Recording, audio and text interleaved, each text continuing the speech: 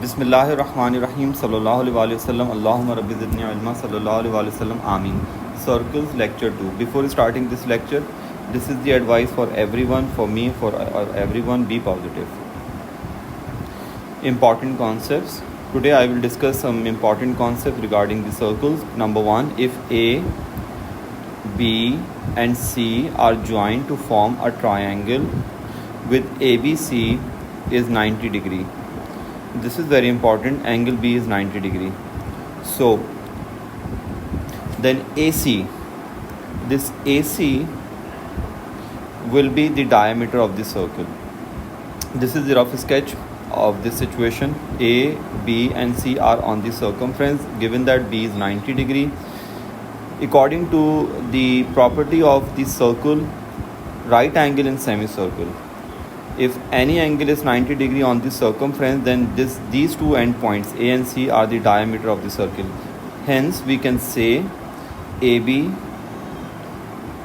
is a diameter. So this is very important. When B is 90 degree, then AC is diameter. Number 2, the equation of the tangent to the circle. We need the equation of tangent to the circle with center 3 minus 2 at the point A 6 minus 6. Well, since tangent is at A, and we all know this is the property of circle, tangent perpendicular to radius. Hence this angle is 90 degree. Well, to get the equation of this tangent line, we need the gradient of this tangent. Hence, we will first find gradient of this tangent, this line CA, which is minus 4 upon 3. With the help of this gradient, we can easily get the gradient of this tangent line, which will be 3 upon 4. Now, we have the gradient, we have the point, we can easily get the equation as I have mentioned the concept here. Since the tangent is perpendicular to the radius, therefore first find the gradient of the tangent with the help of the gradient of CA, and then we can easily get the gradient of equation of tangent. This is the required equation of the tangent line. Number 3, a circle passes through the points A and B. The point C is the midpoint of AB. Now this is very important. C is the midpoint of AB. You should remember this.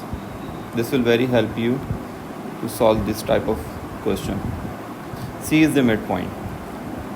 Now find the equation of the circle that has center C. Now this is very important. C is the midpoint of AB, and at the same time C is the center of the circle.